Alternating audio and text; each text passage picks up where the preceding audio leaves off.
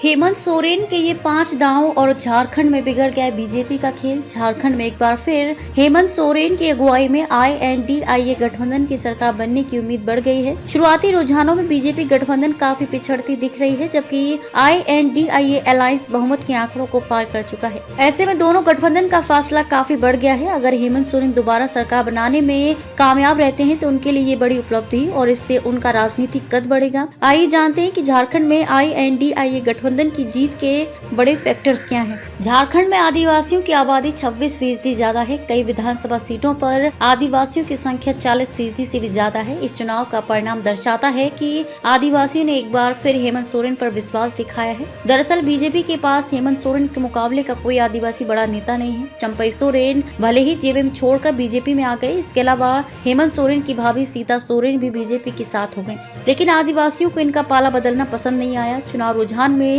उन सीटों पर हेमंत सोरेन को जोरदार कामयाबी मिलती दिख रही है जहां आदिवासियों की संख्या ज्यादा है। आदिवासियों के अलावा झारखंड में मुस्लिम और यादव बाहुल वाली सीट पर कॉम्बिनेशन बनने INDIA गठबंधन को कामयाबी मिलती दिख रही है। झारखंड के 10 से ज्यादा सीटें ऐसी हैं जहां इनकी आबादी 50% से भी ज्यादा है। इन सीटों में इंडिया गठबंधन को फिलहाल मजबूत बढ़त है। साथ ही बीजेपी कई नेताओं ने झारखंड में बटेंगे तो कटेंगे का नारा दिया, लेकिन ध्रुवीकरण नहीं हुआ। यहाँ हिंदू मुस्लिम से ज्यादा आदिवासी अस्मिता का दांव चला है। बीजेपी ने बांग्लादेशी घुसपैठ का मुद्दा भी जोर शोर से उठाया, लेकिन हेमंत सोरेन ने भाजपा पर काटो बांटो की राजनीति करने का आरोप लगाते हुए बेटी माटी रोटी का नारा दिया, जो काम कर गया है। झारखंड के पूर्व मुख्यमंत्री हेमंत सोरेन पर 31 करोड़ रुपए से अधिक की 8.86 एकड़ जमीन अवैध रूप से हासिल करने का आरोप में जेल जाना पड़ा था, जिसे उन्होंने आदिवासी अस्मिता से जोड़ दिया। उन्होंने इस बात को घर घर तक पहुँचाने की कोशिश की कि गरीबों के नेता हेमंत सोरेन को बीजेपी ने साजिश के तहत जेल में डाला। जनता चुनाव में इसका बदला वोट से लेना। कुछ हद तक वो आदिवासी समेत बड़ी आबादी को ये बताने में कामयाब भी रहे कि उन्होंने कोई घोटाला नहीं किया और ये सब बीजेपी के बदले की राजनीति है। जब हेमंत सोरेन जेल में थे, भले ही उस समय चंपई सोरेन झारखंड के मुख्यमंत्री बनाए गए थे, लेकिन सरकार की कमान एक तरह से हेमंत सोरेन की पत्नी कल्पना सोरेन के हाथों में थी।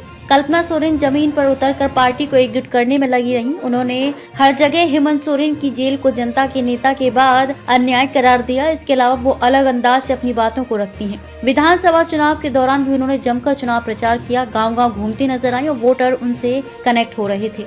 झारखंड में हेमंत सोरेन सरकार की मैया योजना का जादू चल गया है। मैया योजना के तहत झारखंड में 51 लाख से अधिक महिलाओं को वित्तीय सहायता दी जा रही है। राज्य में महिलाओं को हर महीने 1000 रुपए की आर्थिक सहायता दी जाती है। यहाँ बीजेपी ने चुनाव में महिलाओं को 2100 रुपए प्रतिमाह देने की घोषणा की थी, लेकिन जनता ने हेमंत सोरेन के वादों पर विश्वास जताया है, क्योंकि कई किस्तें महिलाओं को मिल चुकी हैं। खासकर आदिवासी महिलाओं ने आर्थिक मदद के बाद हेमंत सोरेन को खुलकर साथ दिया है। आपको बता दें कि झारखंड में कुल विधानसभा की 81 सीटें हैं, जिसमें करीब 48 सीटों में इंडिया गठबंधन को कामयाबी मिलती दिख रही है, जबकि एनडीए को फिलहाल 31 सीटों पर बढ़त है। झारखंड में सरकार बनाने के लिए 41 सीटों की जरूरत होगी और इंडिया गठबंधन 48 सीटों पर आगे है।